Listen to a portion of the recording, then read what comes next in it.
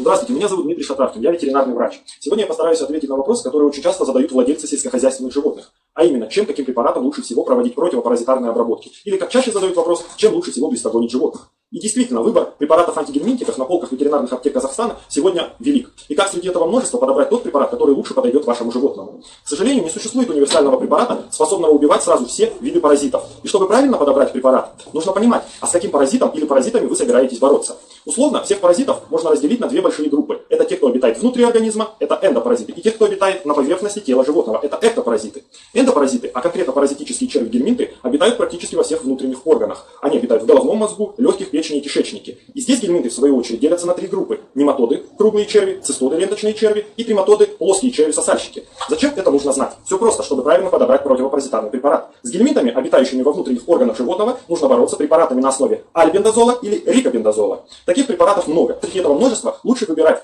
альвет или рикозол.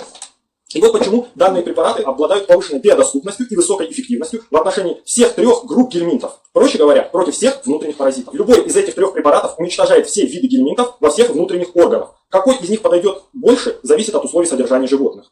Альвет-гранулят удобен при групповом содержании животных. Его задают с кормом однократно. Альвет-суспензия задается индивидуально, перорально, однократно. Идеально подходит для случаев, когда животных немного и необходима точность дозировки. Например, при дегельминтизации лошадей. Рикозол вводят внутримышечно однократно. Очень удобен при дегельминтизации овец, когда необходимо проглистогонить большое количество овец за короткий срок. Очень удобен при использовании шприца-автомата. Вторая большая группа паразитов, которые обитают на коже, под кожей и в коже, это эктопаразиты. К ней относятся комары, блохи, клещи, вши и другие паразиты. Достаточно распространенным заболеванием данной группы является так называемая чесотка. Также к представителям этой группы относятся кровососущие насекомые, являющиеся в свою очередь переносчиками инфекционных заболеваний, таких как бруцеллез, нодулярный дерматит, бабезиоз, анаплазмоз и многие другие. К эктопаразитам относится и гиподерматоз, заболевание, вызываемое подкожными оводами. Как и чем бороться с этими паразитами? Борьба с этими паразитами обусловлена сезонностью.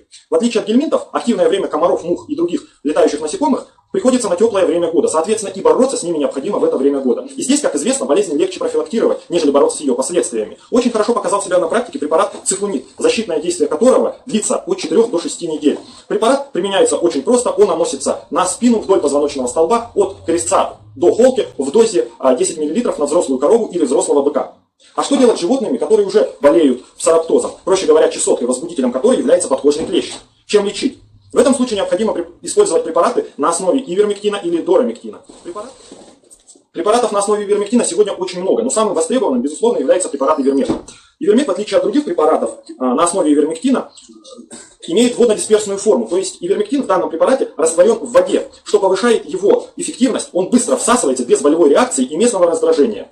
Помимо этого, в ивермеке содержится витамин Е, оказывающий антиоксидантное действие, продлевающее жизнь клеткам организма. Обработку проводят двукратно с интервалом 10 дней, вводится препарат внутримышечно. В том случае, когда двукратное применение препарата неудобно или невозможно, например, при отгонном скотоводстве, когда животные находятся на пастбищах, лучше применять миродок. Это противопаразитарный препарат нового поколения, преодолевающий резистентность, то есть привыкание к ивермектину, с длительной защитой 28 дней. Применяется в той же дозировке, что и ивермек, 1 мл на 50 кг, но однократно. Стоит отметить, что спектр ивермека и миродока довольно обширен. Это нематодозы желудочно-кишечного тракта, легких, подкожной клетчатки, слезных протоков. Это личинки подкожных, носоглоточных оводов, личинки мух, блохи, вши и чесоточные иксодовые клещи. Со всеми этими паразитами ивермек и миродок успешно борются. В профилактических целях ивермек и миродок применяются весной и осенью.